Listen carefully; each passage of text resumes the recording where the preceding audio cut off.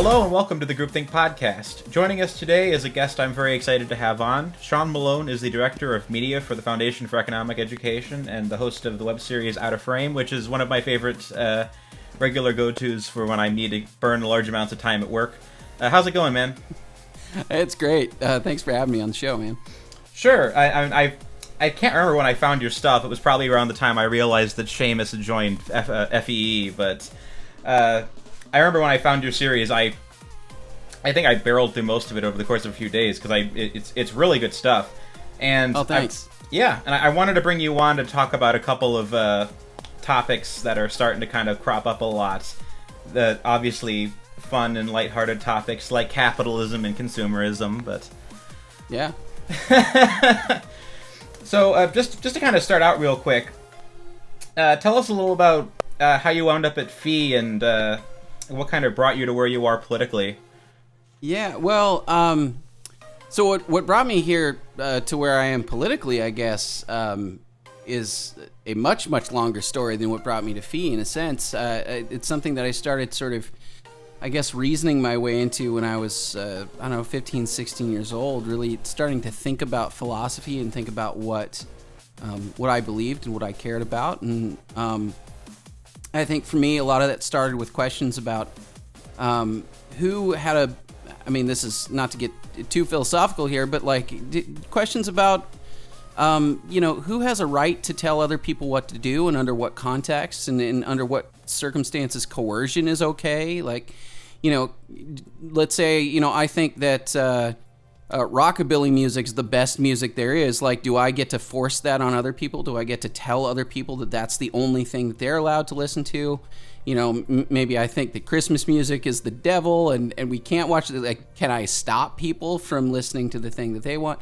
And those are kind of silly examples, but you can obviously extrapolate that into other stuff. And so as I started to think about, those kinds of questions, I started to go down the road of self-ownership as the sort of basis of a moral code for myself. And that led me to, what you might think of as libertarianism or even anarchism in some senses.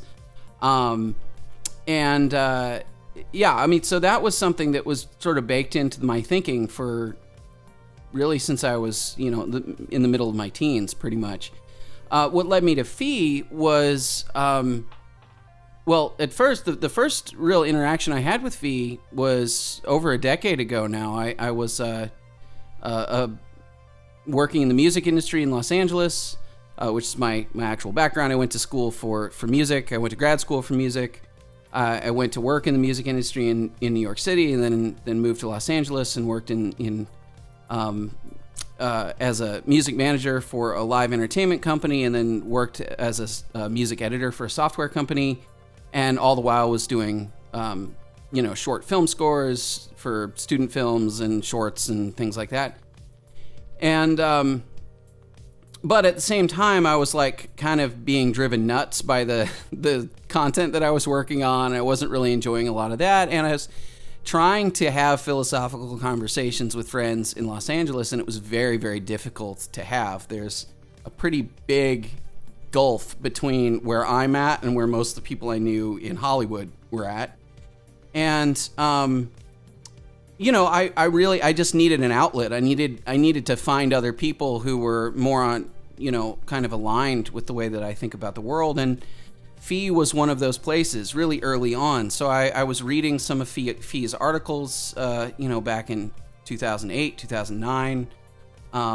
I was, and not just FEE, but Reason, and there are a handful of other places that I was, a fairly frequent reader of their content.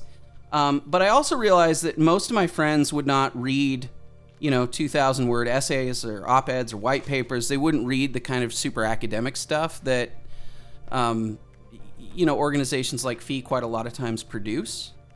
So I started getting interested in the idea of making videos and making my own content that took the ideas that I really cared about, but actually tried to express them in a way that my friends in Los Angeles would actually listen to or pay attention to in some kind of way.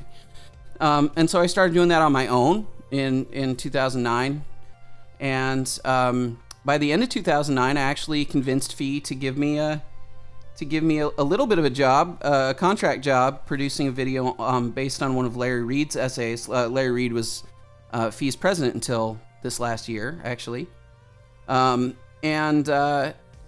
I did that, and so that was the sort of first big moment with FEE, but it wasn't until 2016 when I actually came and joined FEE on staff as director of media there. And I've been there since 2016, and I've built a YouTube channel basically from scratch. We've had millions and millions of views, and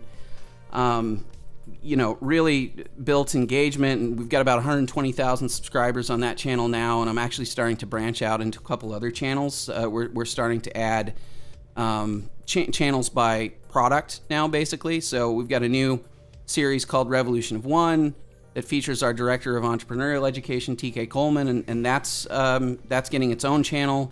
I'm going to actually start breaking off some of the other shows that we do into separate channels and things like that. So I'm just having a great time, really. I mean, this is really kind of a dream job for me. Very nice. So obviously, you're reaching a strange point culturally. I mean, if you're feeling like you're out in Los Angeles and, as per the Winston Churchill formulation, you're a man without a soul trying to argue with men without brains, how do you face, like, I think the arguments that you would probably be trying to propagate now, or I shouldn't say propagate, but explain and explore now, are probably having more of an uphill battle. Because on one hand, this is going to be just kind of jump into the conversation, but on one hand, you have the far left Elizabeth Warren school that says that billionaires shouldn't exist, and on the other hand, you have the I guess the Tucker Carlson economic protectionism that's really taking hold on the right now. So I would say that as in general, I don't think I mean, obviously, the free market still works, but the arguments for the free market aren't popular right now.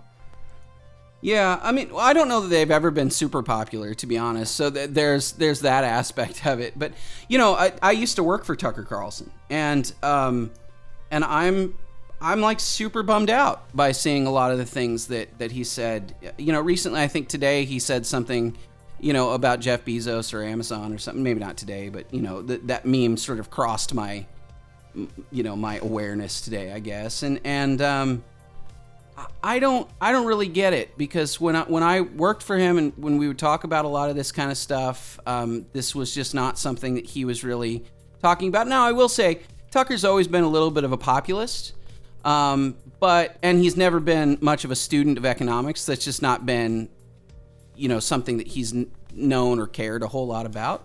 But to see him go like full-on protectionist the way that he's been in the last year or two, it's just been really disheartening to me, I'll say. But yeah, to answer your question though, I mean, you're right. I mean, I think it is maybe more of an uphill battle than it was even 10 years ago in a sense, because I think a lot of the things that we're sort of ruminating about 10 years ago turned it, in Hollywood at least, morphed into the really hardcore Elizabeth Warren, Bernie Sanders kind of stuff. And then likewise, I don't know that I fully expected the rise of the populist right in the same to the level that it's been, right? Like, there's always been a little bit of a wing of the conservative movement that's been populist and that's been really protectionist and like the kind of thing where it's like, we want to support the idea of blue-collar jobs, and we'll do that literally any expense, and, we'll shut down markets, we'll shut down trade, we'll, America first kind of vibe to that. And more corn subsidies, more corn subsidies. Right, more corn subsidies. Well, and I grew up in Nebraska, so believe me, I'm very familiar with the corn subsidy world as well. But yeah, I don't know that I was fully prepared for how quickly that took over. And I've seen that on YouTube, by the way. Like every time, Common Sense Soapbox, the series that we do with Seamus Coughlin, and that one I see a lot of times. We've taken on tariffs a couple times. We've taken on things like subsidies and that kind of stuff. And every time we do, we get flooded with comments of people who are just like, oh, America's getting crushed by these other countries, and China's cheating, and blah, blah, blah, blah, blah. And you get all this stuff where it's just very, rah, rah, rah, America. But what people don't realize about that stuff is that they're actually hurting their fellow Americans by doing this. And I've had to explain this stuff so many times at this point that, I've gotten relatively good at it. But it's kind of shocking to me, like, how quickly some of that stuff took over. Because I didn't used to see it that much. I didn't used to see a lot of those arguments. And then I started to realize that Trump, and I don't want to, whatever anybody feels about Trump, and I'm not somebody who's, like, I don't freak out about Trump in the way that a lot of people do. But one of the things that I've noticed about Trump is that he is incredibly good at getting his slogans and his phrases and thus his general ideas to spread virally. He is insanely good at that. And so I've seen repeatedly things where Trump has sort of road tested a phrase or a slogan or something like that, and then I see it in my YouTube comments. I just see it like flooding into the comments. So like the cheating China thing came like right out of Trump, and then I started seeing it everywhere. I mean, you just covered the issue with China in one of your last videos, but I mean, China's the only things that gets me protectionistic in any way, and it's not because I don't want to buy things from China. It's just because I think they assert their influence over us way too much, and you can see that in movies and stuff. Where and you're right. I talked about that at length on the last Out of Frame episode, and I find China to be really problematic in this regard because there's billions of people living on that continent that really don't have much of anything to do with any of those decisions, right? There's like 2.5 billion people who live in China. Very few of them have any kind of political power of any kind. And I think it sucks to live in a world where, one, they can't trade with people from other countries and benefit from division of labor and benefit from comparative advantage and all of these things that we've known since David Ricardo are actually good for societies in really massive ways, right?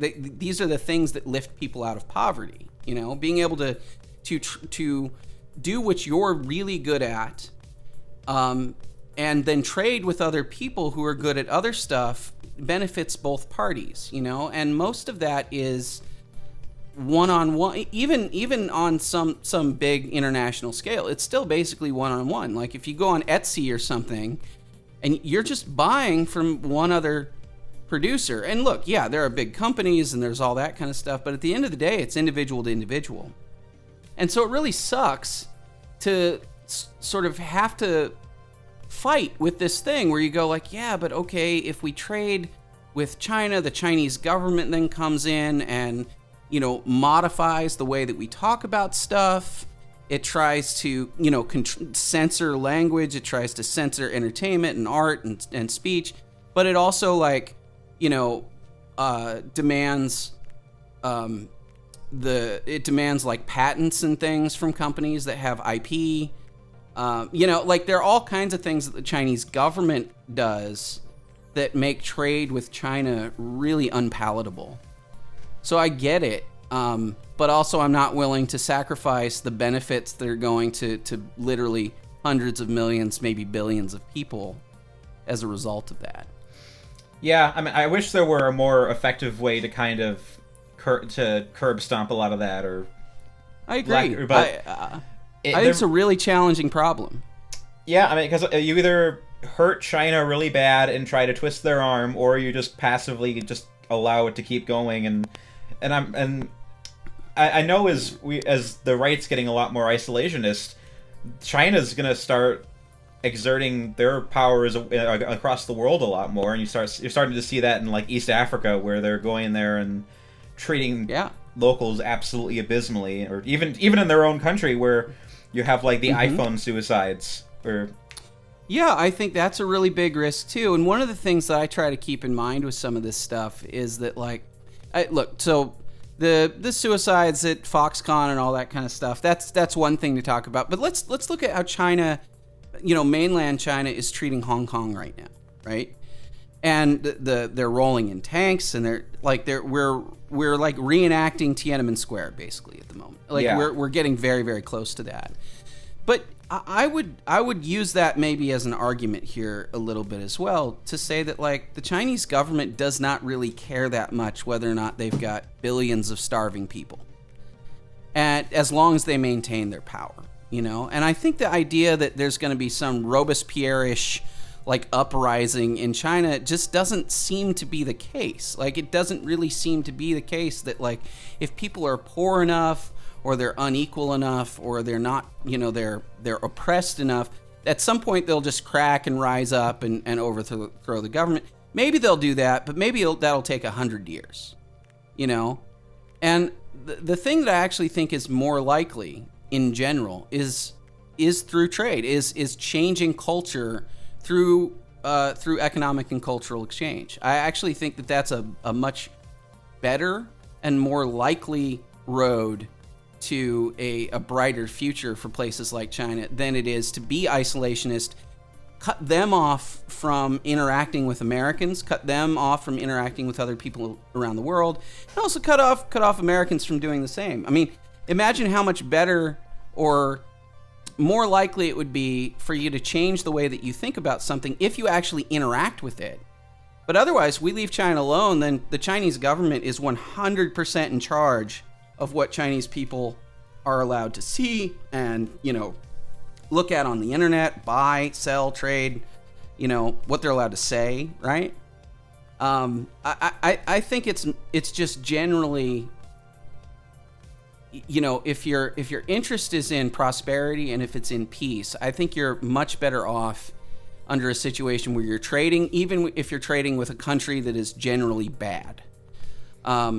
And I think that's a tough thing to explain to people. It's a tough thing to sort of get across to people who see these things in very black and white. But the more that I've interacted with economists, that's kind of how I've started to think over the years. Like, you have to think not in what the ideal case would be, but in like what's the next best alternative kind of situation.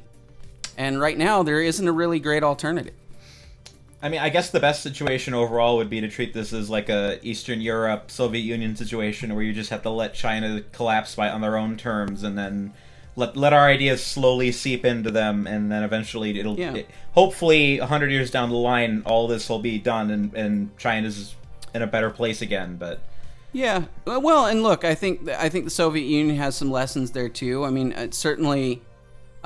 There was a little bit of a cultural uprising towards the end of the Soviet Union where people wanted stuff like blue jeans, and they wanted to listen to the Beatles, and they wanted to listen to jazz, and you know, they weren't being allowed to do that, and so people really hated that. And then there was the thing with I think it was Boris Yeltsin.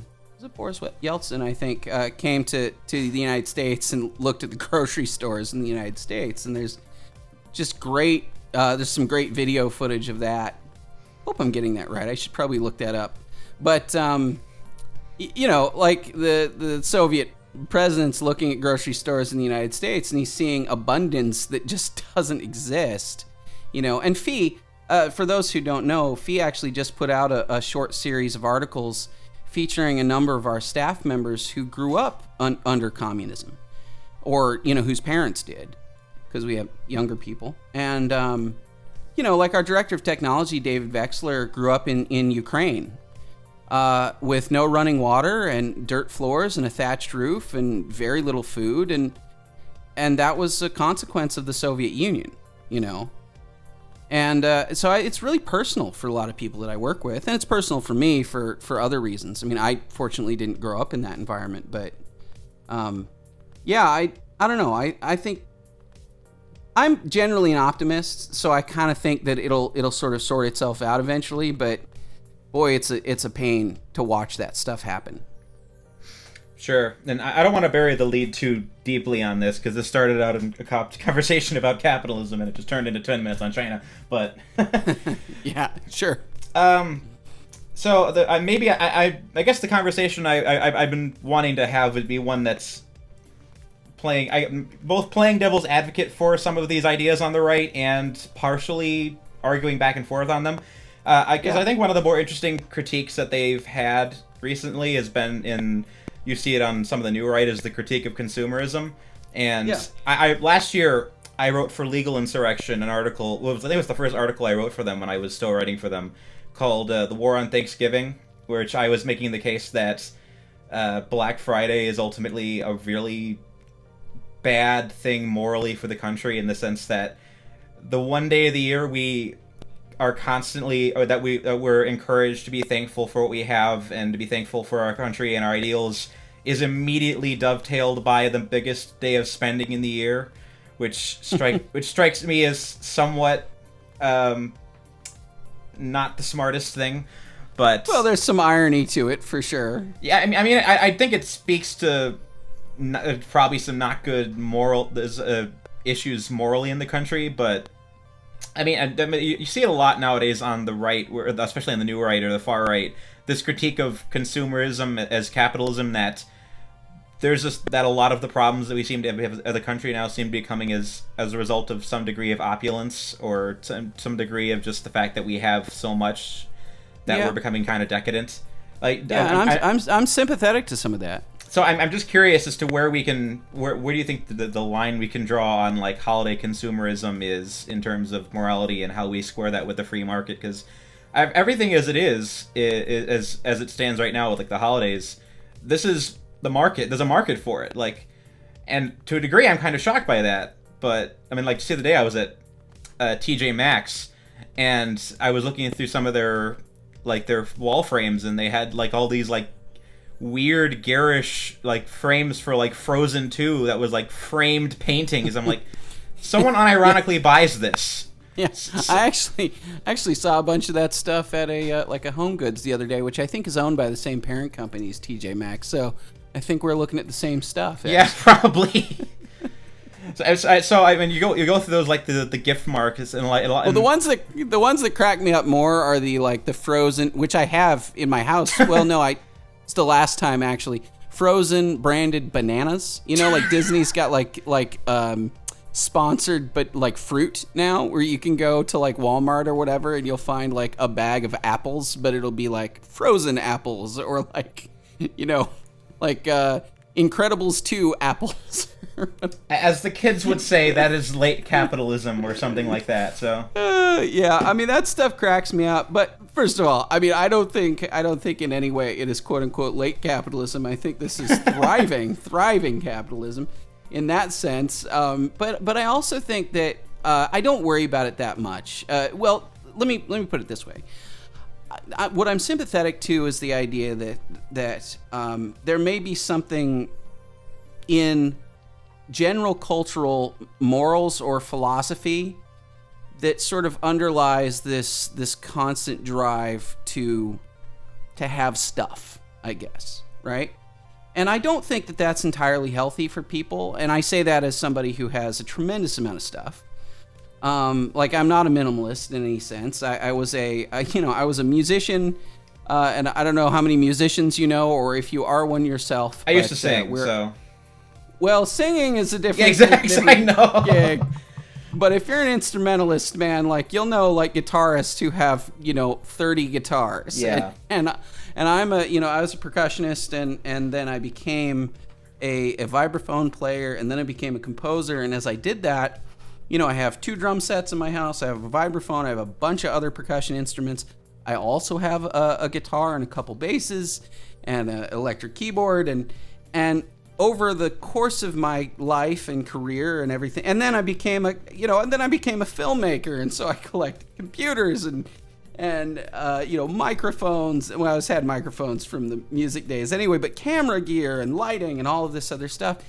And so I'm the last person on earth who should chastise anyone for having stuff or being consumeristic in that sense.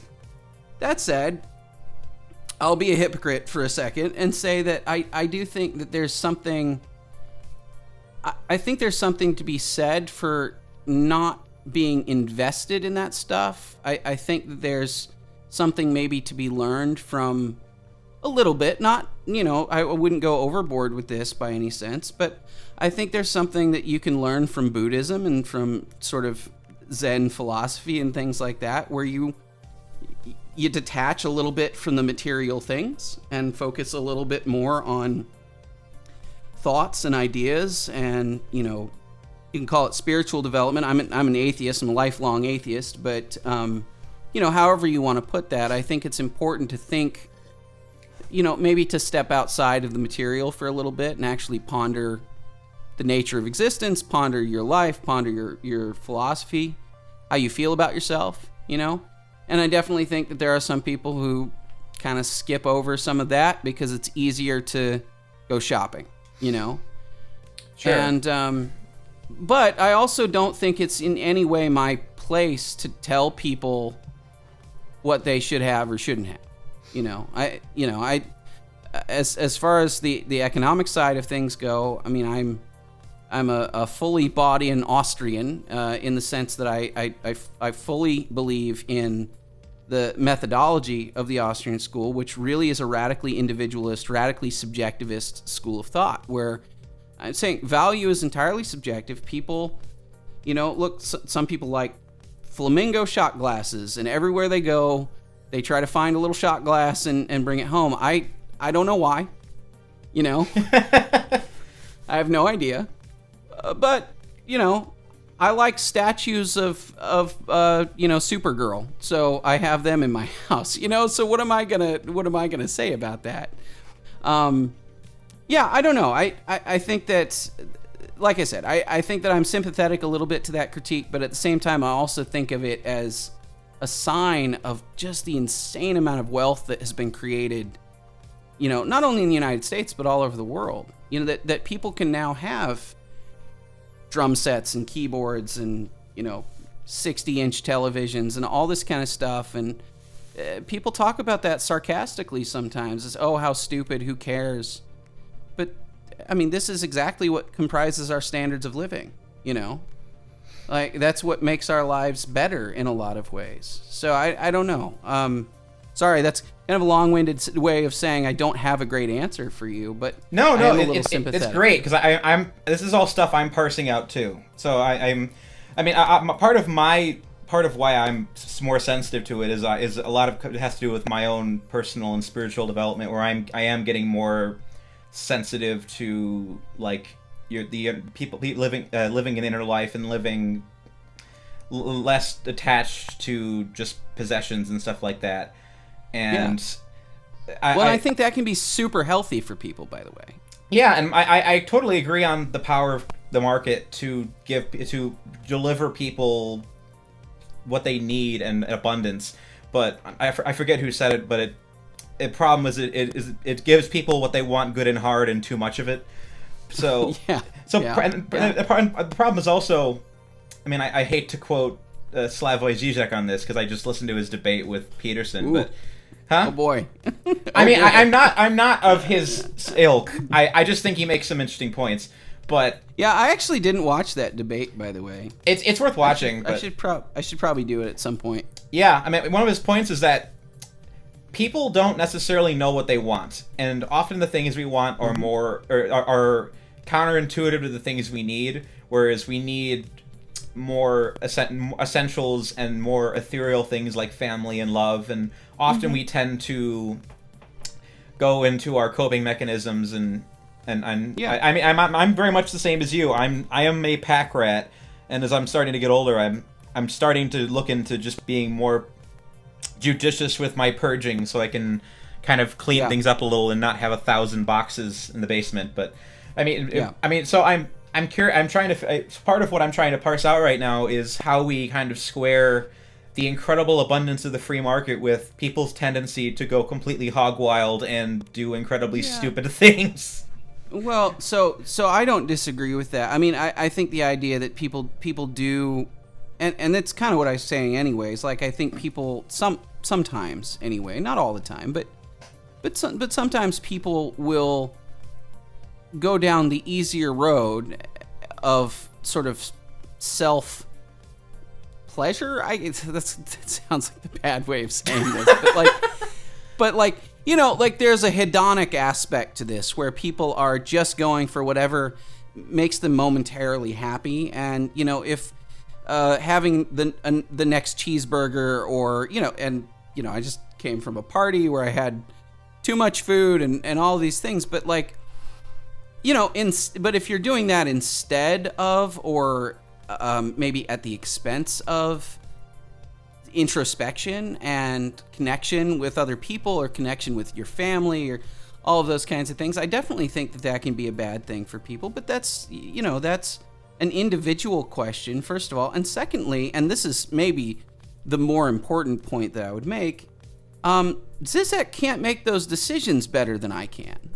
Like, just because he might recognize, or anybody might recognize, that I'm doing something that is not as healthy as something else I could be doing, that does not mean that there's somebody else out there that has the magical ability to know what I want more or what would be better for me. I mean, there's those kinds of things fit into this category of magical thinking. I think you see a lot in socialists, or like the actual communists, as you get with Slavoj and all that, those kinds of guys. But like the where they observe a problem in the world, they say, people aren't being as kind to each other as they should be, and they aren't being as introspective or thoughtful as they should be, and whatever. And then they go, therefore, I should run the world, and I should control what everybody is allowed to buy, because I'll make better decisions than they will. And I don't buy that for a second. They're just as self-motivated. They're just as fallible.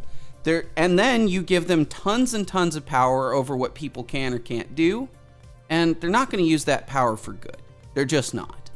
So I don't buy that that's the alternative. Even though I might buy some of the criticism, I think the only thing that I would say in response to that is, okay, go out and persuade people that there are better ways of living. And we can do that, and I think we can do that, but, I wouldn't do that by force, Yeah, I mean, I think it's alarming that the same people who are making these arguments are, you're starting to see the emergence of like authoritarian strains in both of these arguments. Absolutely. It's particularly unsettling on the right, because in theory they should be the people that are I'm sure libertarian. You aren't necessarily sympathetic to that. But they've talked that game for a long time. Yeah, and the great disappointment of my conservative life is realizing that no one on the right actually cares about the debt. I mean, I was, but yeah, not at all. not even a little bit. Yeah, that's enough to make a man want to go to drink, but. I think I started seeing that with George Bush, like, super clearly. I mean, like, in the early 2000s, we were just ballooning the debt, and nobody cared. You see that with H.W. Bush. Well, right. What was his famous line about voodoo? Yeah, voodoo economics. Yeah. Jeez. Well, I mean, not to derail whatever you're about to say here, but I mean, like, I think the reality is, like, as you get older, I'm 36 now. And I've lived through, from Reagan to now, basically. I wasn't super aware of Reagan, but let's say George Bush 1, George Herbert Walker Bush, to today, and you start seeing patterns, and those patterns aren't awesome. Yeah. Like, nobody really does what they say. Nobody really cares about the things that they care. And then, by the way, I spent after I left Los Angeles, I moved to Washington, D.C. This is when I worked for Tucker Carlson, and all I did for about almost a year, was interview politicians, in Washington, D.C. And so I was interviewing senators and congressmen and going to film, journalism. I mean, I was just doing video journalism. And they were consistently terrible. And it was just an awful experience for me. Let me rephrase. It was an awesome learning experience for me. It was a wonderful experience in the sense that I got much better at my craft. I had a lot of opportunities to talk to a lot of different people who were, very successful in what they were doing. It's just that most of them were horrible. and that got frustrating after a while, But I think that, when you're young, it's easy to sort of see politicians and see presidents as these big heroes. And you think because they said that they care about this, that they're going to do something about it that's in line with caring about it. But they mostly don't. Yeah, I'm starting to see that all over the place now, where the moment you start realizing that they don't actually care, but that's part of growing up. Anyway, I broke my point off 5 minutes ago, but in terms of like the right and the left, and I was saying on the rise of this kind of cultural authoritarianism.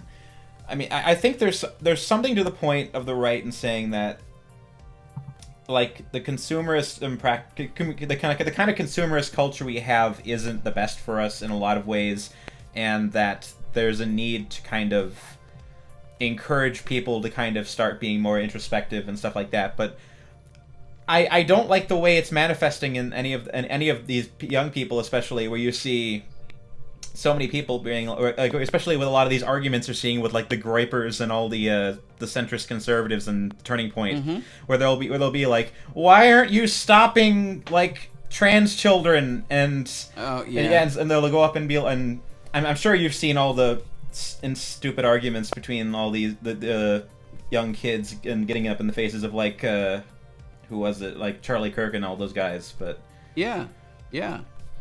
Well, so I don't know. That might get us into like a campus free speech. Well, not even like that, but just in the sense that these kids, a lot of, or not even just kids, because a lot of it's just like kind of a general resurgence of paleoconservatism, but there's just this general sense among people that they want, like, the conservative version of the left's culture to kind of sweep in and start making massive cultural decisions, being like, we got to bring back all the old stuff, and I'm like, no, things are better now. I don't. Well, so I'm with you on that. I don't really. I don't know. I don't know if I have thought about this a whole lot. It just feels like there's something in a lot of people that makes them really discontent, or maybe unable even to see what they have. And this maybe gets into a little bit of that, the more introspective side of thinking about stuff. One of the things I try to do with Out of Frame quite a lot is, and actually the next episode, I think I'm gonna hopefully do this quite a bit in that episode as well, where I like to talk about perspective and show people like maybe a vision of how things are that they don't get to see a whole lot, or they don't think about on their own a whole lot. And one of those things is really like looking at what we have today and not taking that for granted so much, and I think that, I think there are a lot of those things where there's an element where people want to like go back to this like more socially conservative time. I don't think that's a great idea. But at the same time, I also don't think it's a great idea to, like the libertine thing is not that interesting to me either. Like, I don't think it's great to be constantly chasing like momentary hedonic benefit to yourself, right? Like, I actually think that having some hardship is not a bad thing. I wouldn't, again, I'm not going to force it on people. But I think things that were really impactful to me growing up were, moments spent in the Boy Scouts and camping, being outside of a situation where every problem was easily solved for me by some adult, right? Yeah. Those things taught me a great deal about life and about myself, and they gave me a lot of confidence, because you build confidence over time by actually achieving stuff. And when you're a kid, it's hard to do because you're not very good at that many things. So having some opportunities as a small child, or even as a teenager, to fail, but then not have somebody come bail you out, right? Like, you fail, you pick yourself up, and you try again, and you succeed, and those moments are really, really important to people's development. But that said, I also do see a large movement of people who are kind of going in that direction again. You see more people who are starting to be more interested in experiences than stuff. You're, people who travel more, people who, forego, buying a second car and instead take that money and go to Europe, or, something like that. I see that as probably a good thing in a lot of ways, and maybe that solves some of these problems too. But yeah, I don't think the answer is like, let's go back to the 1950s or whatever. Yeah, I think to a certain degree we do need to bring back a level of like the not to some degree of cultural inculcation, like what you get with something like the Boy Scouts, where you teach people just kind of what they're capable of from a young age, that they know they go into life with a sense of their identity and a sense of what they have. Like, because I mean, I'm a millennial. None of my people my age know anything about themselves. And so there's so many young people that they start experimenting around the times where they're supposed to be in college and trying to figure out who they are, and by then they're already about $50,000 in debt. Yeah. And that's how you ultimately end up with the Sanders phenomenon. It's just I think so. So many lost people my age where they just don't have any sense of what they can do and what they're capable of. And so they just get caught in the trap of just, and it has to be provided because that's the only outlet you have.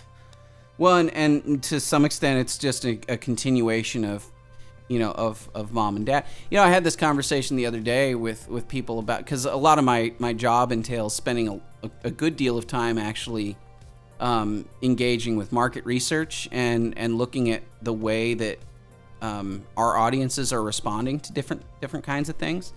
And one of the things that we were just talking about the other day was that there was a pretty large number of people for whom probably the biggest thing of Obamacare, the thing that was most exciting to them about Obamacare, was being able to stay on their parents' insurance until 26. And that to me just seems bonkers, because like I was out of grad school by 26. I had been, and it's not like my parents abandoned me at, whatever, but like I was, the whole point was that I start figuring out how to be an adult.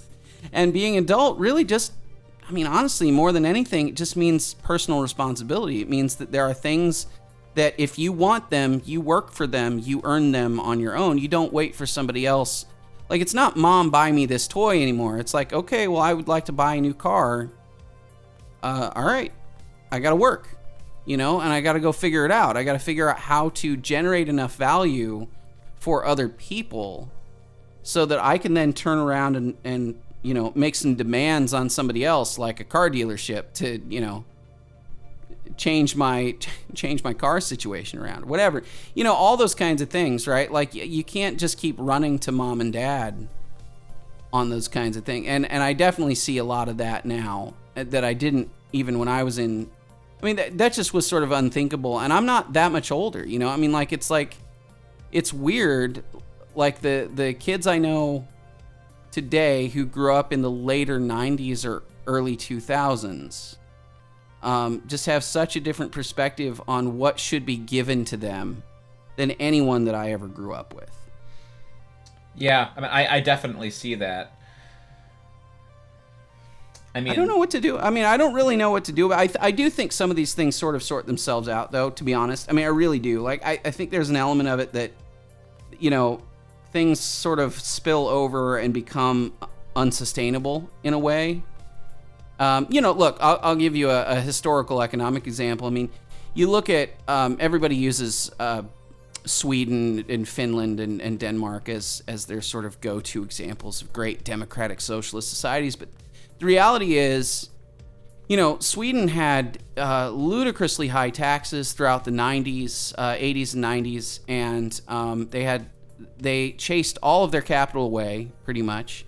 The whole country was basically bankrupt. They turned that around because there are feedback mechanisms here, right? Like, they had a thing called the Pippi Longstockings Revolt, which is hilarious. It's hilarious, but it's true, because what happened was the author of Pippi Longstockings was being taxed, I kid you not, 102%. Oh my gosh. So she left. she left Sweden. Jeez. I think it was Sweden. Maybe that was Denmark. But in any case, that was Denmark, actually. But that's Elizabeth Warren levels of taxation. Oh, for sure, right? So, but the result, of course, is that revenues plummet, right? Like, there's nobody who's going to stick around for that level of usury, basically, you know. And so you're gonna get into a situation where you get these feedback mechanisms. And I think we see that in other areas. I think people, you know, I become the boomer sometimes complaining about people's bad work ethics. But then when somebody shows up with an awesome work ethic, they stand out, man. Like, they completely dominate any of their peers. You know, I've been fortunate enough to hire a couple people who are really, really good. And, you know, one of the guys I work with at FEE as my graphic designer, you know, well, and almost everybody that I work with, but like a couple of the guys on my team especially, you know, my graphic designer, my assistant producer, they're both insanely hard workers, really, really, really good. And like, it's night and day. Like, looking at those guys versus like almost anybody else. So, you know, I think you're going to start seeing some market-based feedback mechanisms on that, because they're going to have the pick of whatever job that they want. They're going to get paid more. You know, I mean, all those things are going to start becoming apparent. And all the people who are, you know, like, clinically offended by literally everything and will not work and, you know, complain about everything. And I don't know, it's some of this stuff. Like, I've worked warehouse jobs, and then I see people complaining about Amazon's warehouse, and I'm like, yeah, it's like what a warehouse is like. Like, it's not awesome. But working at a warehouse was a really, really, really good motivation for me to stop working in a warehouse. Because I didn't enjoy it. But I also didn't go like, oh, this is inhumane because I have to be on my feet and on a cement floor for 8 hours a day. Whatever. I feel that in my bones. Yeah. I actually work at a warehouse, so I completely know what you mean. Yeah, but I mean, you know, if you don't enjoy that kind of thing, like I knew people who worked I worked at a textbook warehouse when I was in college. You know, and all I would do is I would get a big pile of books dropped on me, and then I would have to go sort them and go put them on shelves using the Dewey Decimal System. And then other parts of the day I would have to fill orders and go run out into the warehouse, pull some books and bring them back and, you know, pack them up or whatever. And it sucked. It was a horrible job. I hated almost every minute of it. And part of that was because I didn't enjoy my manager and stuff either there. But the reality is, like, all that did for me was, it was like a daily reminder that I wanted to find something better. And to do that, I needed to add some skills to my toolkit. And I did. And then I got a better job. You know, I mean, so it's weird, but I think the people who are still willing to do that are going to get ahead dramatically. Whereas the people who aren't willing to do that, I don't see that they're actually going to succeed long term. Not really. Well, there you go. I mean, I think part of the saving grace of how we're going to get out of this crazy moment, or societal moment we're in, is that we're going to start seeing a lot of burnout very quickly. And the people who are capable of rising are going to start rising out, and we're going to start learning the lessons we actually need to learn. Like, that's what I think. I mean, I remember just like a couple of years ago, I was starting to see people making like mass, like, don't go to college, like, copy pastas online, being like, oh, don't go to college, go become an HVAC guy right now, because you can go get like a decently paying job right out of high school with just just getting like a trade skill. And you're starting to see that encouraged a lot more, especially amongst, I guess, what they're calling the Zoomers now. But yeah, well, so, you know, FEE talks about educational freedom quite a bit, but one of the things we probably talk about most is in that territory where it's not to say that nobody should go to college, but it is that, like, this is not one size fits all. Like, you might be better off not going to college. You might be better off, you know, going to the trade school. And also, I should say, I've worked with Mike Rowe of Dirty Jobs and Deadliest Catch. I'm sure you're familiar with Mike Rowe. And I've worked with Mike Rowe in the past. And I'm friends with his producer still. And Micro has a foundation called the Micro Works Foundation, where all they do is give scholarships to trade schools for precisely this reason. He really deeply cares that there are a lot of people who are being saddled with debt going to get degrees they are actually not really going to use or enjoy having long term. And I think anybody who's been to college can sort of confirm that too. I mean, there were a large percentage of people that I went to school with that are not only not doing what they're anything related to their major now, but also didn't really get a whole lot out of it. You know, I mean, I think I'm sorry to keep interrupting. I mean, no, go for it. I got an associate's degree, and I'm completely one of those people where I'm not working in what I went to school for. So, and I see that all around. I think of my entire graduating class, maybe there's like 200 students in my graduating class. Maybe like a dozen are working exactly where they want to be. So, I mean, I think a lot of what we're dealing with right now is just a fundamental change in how we orient our economy. And for sure, people obviously I think part of the protectionism is just people wanting the simple answers where we can just we'll guard a certain part of the economy that's vital to a certain thing. It's like, well, there's the Andrew Yang school that says the economy is about to completely dissolve and everyone needs to get paid $1,000, or there's the possibility that the systems that just didn't work 20 years ago or that worked 30, 40 years ago, if you were a boomer or an early generation Xer, like going to college won't get you $40,000 in a house nowadays. It just gets you in debt. So at some point we just need to kind of figure out what the path forward is and start transitioning into that widely. Yeah, so I grew up in an era where I think it was probably the first. Well, the Gen X generation probably had this too, but there was just a really, really, really strong push to go to college, right? And it was really, really heavy when I was, even as early as elementary school. There was talk of like, well, if you get A's now, you'll be able to go to a great college. That was always kind of the idea growing up, and we pushed that so hard that I think we ended up and the government incentivized it in tons of ways. Obviously like the whole Pell Grant system, the federally subsidized loan system, all of those things that pushed people into not only going into tremendous debt, but also going to college, whether or not it actually made sense for what they wanted to accomplish, what they wanted to do. The people that I almost always respect a ton are the people who didn't go to college right away, took a little bit of time, just worked a job somewhere, and then came back to college because you knew that they wanted to do it. You knew that they were people who didn't just go, I need another 4 years to just hang out. And they weren't people who went like, well, my mom and my grandma, they're telling me I gotta go, so I'm gonna go.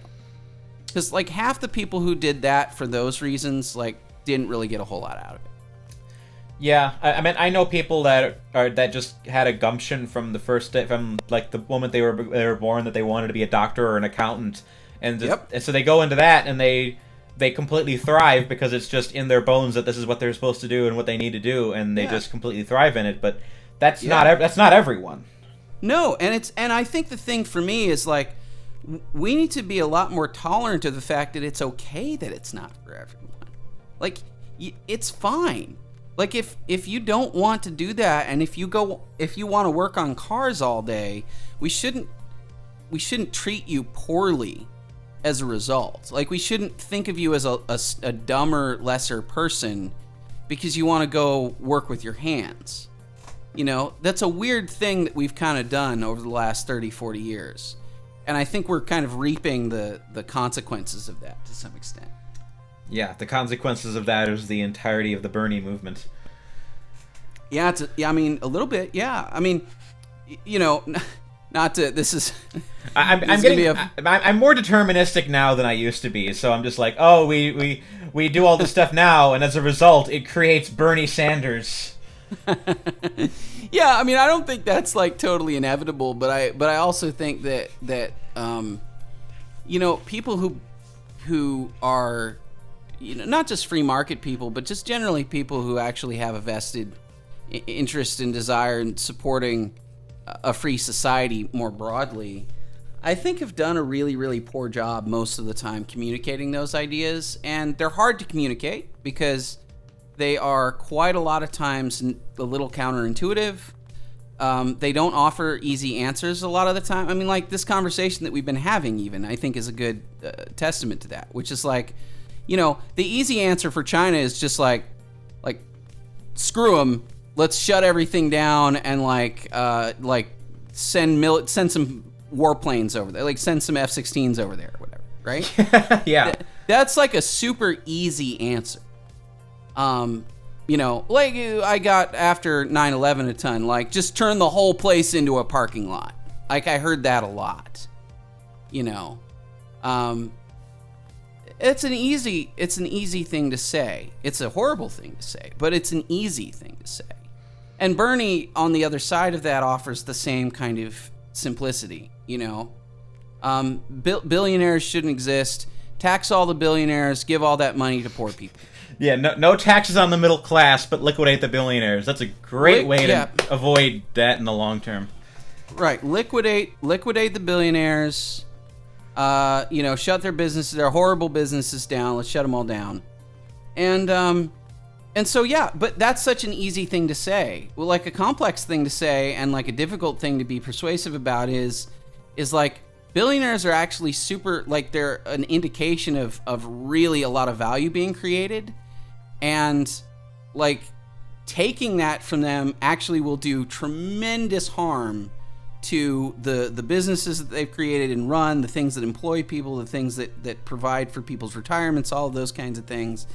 To get into all of that stuff is actually really complicated, and that's the practical side of it. Getting into the philosophical side of saying, like, it's not actually your right to punitively take from people because you don't like them. Like, that's not actually okay, and how do I persuade you that just because you think this person is an ass doesn't mean that you get to, like, take all of their money or, shut their business down or whatever just because you don't like them. Those are difficult things to actually communicate to people quite a lot of the time, and I don't think we've done it very well. So I think that's part of all of this to me. Yeah, I mean, there's always there's always like trade-offs with every system, obviously, and when it comes to this, obviously, the system of teaching people how to function within the free market, it's not easy to inculcate that. It's not easy to convince people, and I don't like the way so much of it puts onus on them too. Like if you're saying, so if I said, like, well, hey, I'm not doing the job that I want to do, so let's just make the government pay me.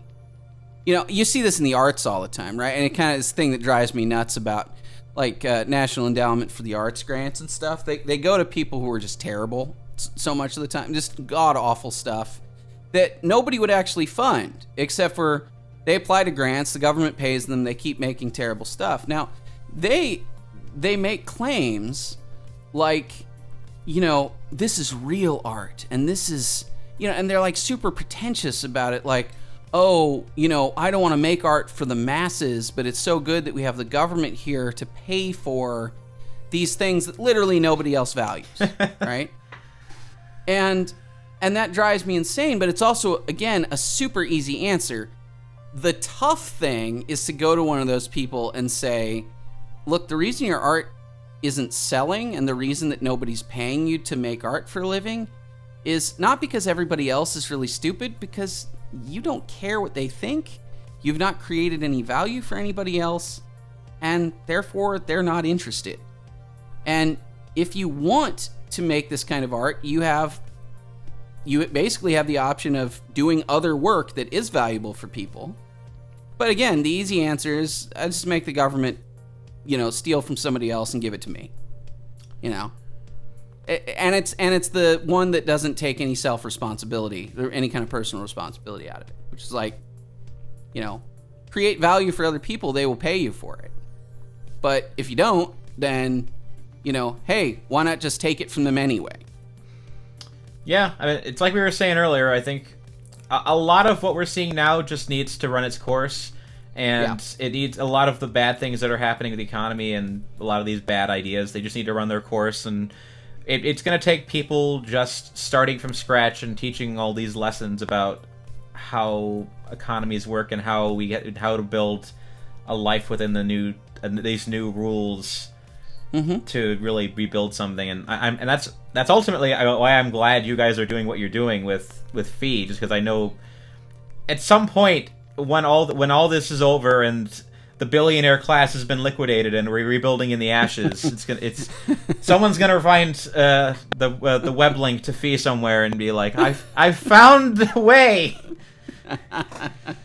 Well, man, I hope so. I think that the core lesson that you succeed by creating value for other people is never really going to go away.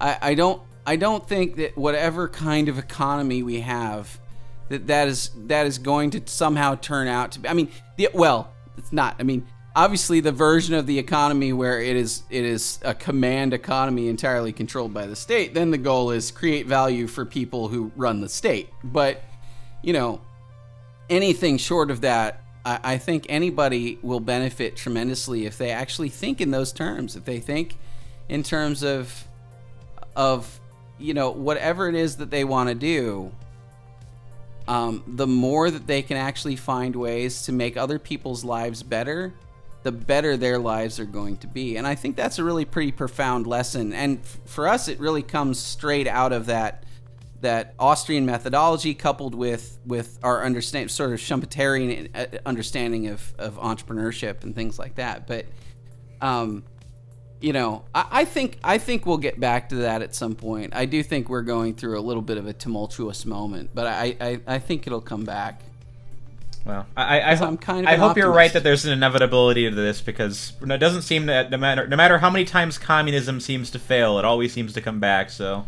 I don't know if it's inevitable, but I definitely, like I said, I'm an optimist, and I want to believe that, and I'm working as much as I can to make that. The great tumultuous battle of order and chaos that is the war between communism and libertarianism will go on. So, I believe so. Yeah. But yeah, I'm starting to get a little wiped on this end. So, give us a quick. Plug for all your stuff again real quick. So where do you want people to go and find stuff immediately? Yeah, sure. Let's see what to say. Well, you can find most of my work at fee.org/shows, or maybe even better is youtube.com/feeonline. The thing that I do every month is Out of Frame, but I produce everything else. So we do a show called Common Sense Soapbox, do a new show called Revolution of One. We've got a great podcast with Revolution of One. We got another great podcast called Words and Numbers. All that stuff you can find at fee.org/shows. And yeah, just go there and check me out. And then I guess if you want to find me on Instagram or something, I'm at Citizen A Media, which is my personal company that I never actually do anything with anymore. All right. I mean, I hate to cut the conversation, but because it's no, fun, but no, totally I have late capitalist drudgery to attend to first thing tomorrow. So I hear you, man. I had an early start today. It's less drudgery, perhaps, but it was early, and I am at a position now where all I do all day is meetings, all day. Oh man, that's what I want to hear from an artist. All right, thank you so much. Right. Have a good night. All right. You too, man. Thank you so much. Sure Appreciate thing. it. Cheers.